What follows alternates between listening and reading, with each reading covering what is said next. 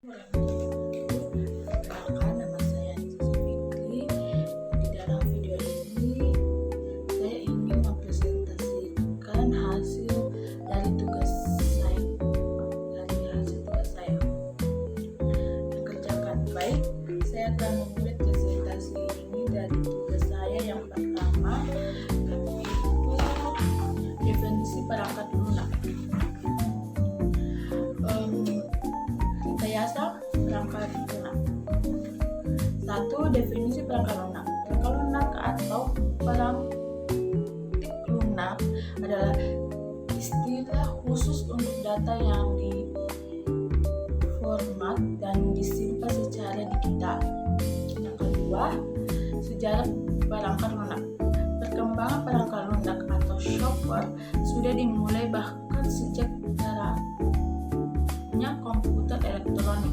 Perangkat lunak pertama kali digagaskan pada pertengahan tahun 1880-an oleh Charles Babbage. Namun baru dikenal secara resmi kepada khalayak pada tahun 1935 oleh Alan Turing melalui esainya yang berjudul Nomor Keputusan dengan Aplikasi Permasalahan Hidup.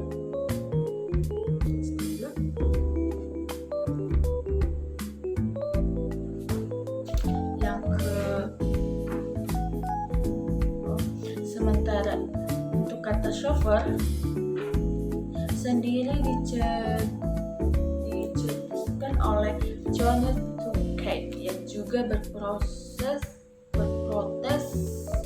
sebagai ahli matematika pada tahun 1985. Dalam perkembangan perangkat lunak terbagi dalam 4, yaitu era pemula, era stabil, era mikro, dan era modern. Yang ketiga, peran perangkat lunak menyediakan berbagai fungsi dasar untuk keperluan komputer agar bisa dijalankan, seperti untuk menyediakan sistem operasi dan berbagai sistem pendukung lainnya yang di dalam komputer. Yang keempat, contoh perangkat lunak. Dikutip dari buku Pengantar Teknologi Informasi tahun 2021 oleh Agus Nurrafi dan teman-temannya. Contoh perangkat lunak aplikasi Microsoft, OpenOffice, Twitter, Notepad, WordPad, dan lain sebagainya. 5. Definisi rekayasa perangkat lunak.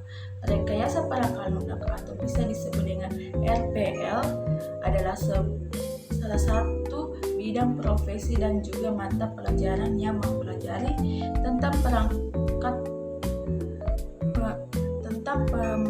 pengembangan perangkat atau perangkat lunak, termasuk dalam hal pembuatannya. Oke, baik, saya akan melanjutkan di materi yang kedua, yaitu FMC. Pengertian dasar FMC. FMC atau model via Cotillard adalah sebuah pola desain artistik dalam sistem pengembangan website yang terdiri dari 3 bagian, yaitu model, via, dan controller. Manfaat FMC adalah banyak keuntungannya format MVC dan pembuatan website seperti berikut, yaitu proses pengembangan website lebih efektif, penguji jadi lebih mudah, error atau bug lebih cepat dan mudah, pemeliharaan atau maintenance lebih mudah. Perkembangan website lebih efektif pakai konsep FMFC. FMFC adalah konsep arsitektur dalam sistem pengembangan website yang terbagi menjadi 3, yaitu model, via, dan control text. Proses pembagian website lebih efektif jadi lebih mudah, error atau FAQ lebih cepat dan teratasi. Yang kedua, struktur Lavender. Struktur Lavender merupakan susunan aneka folder yang memiliki berbagai fungsi. Berbagai O19 menyebut struktur Lavender ini sebagai decade trough. Hingga saat ini Lavender sudah mencapai versi terbaru, yaitu Lavender 18. Meskipun demikian, susunan strukturnya tidak jauh berbeda satu sama lain. Berikut adalah berbagai struktur dari Lavender. App. Yang pertama yaitu app. Yang kedua database migration. Yang ketiga database dates. Dan keempat publish. Yang kelima yang terakhir itu text tag. Baik, saya akan lanjut lagi ke materi ketiga, yaitu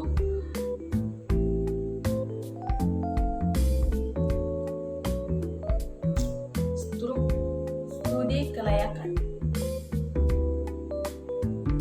Studi kelayakan dalam rekayasa perangkat lunak atau RPI adalah langkah awal yang penting dalam siklus pengembangan perangkat lunak.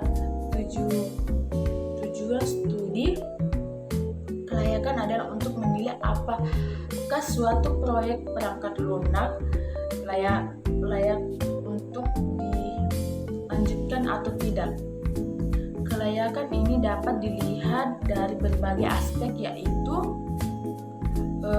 mencakup aspek teknik, ekonomi, operasional, jadwal, dan hukum.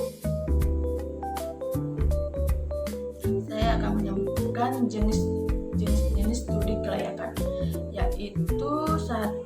Kelayakan teknik, menganalisis apa teknologi yang diperlukan untuk mengembangkan perangkat lunak, termasuk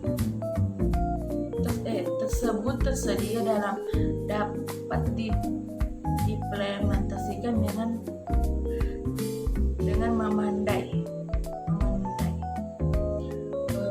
Yang kedua, kelayakan ekonomi, mengevaluasikan apakah proyek perangkat lunak akan menghasilkan keuntungan atau manfaat ekonomi yang memadai. Ini melibatkan analisis biaya dan manfaat, pembandingan antara biaya pengembangan dan manfaat yang diharapkan. Yang ketiga, kelayakan operasional, mengukur apakah perangkat lunak yang dikembangkan akan dapat dioperasionalkan secara efisien dalam lingkungan yang ada. Dengan mengidentifikasikan masalah operasional potensial yang mungkin timbul. Keempat, kelayakan jadwal, menilai apakah proyek perangkat lunak dapat selesai sesuai dengan jadwal yang ditentukan. Ini melibatkan penilaian apa proyek tersebut mungkin untuk memenuhi batas waktu yang ditetapkan. Kelima, kelayakan hukum, menilai apakah Proyek perangkat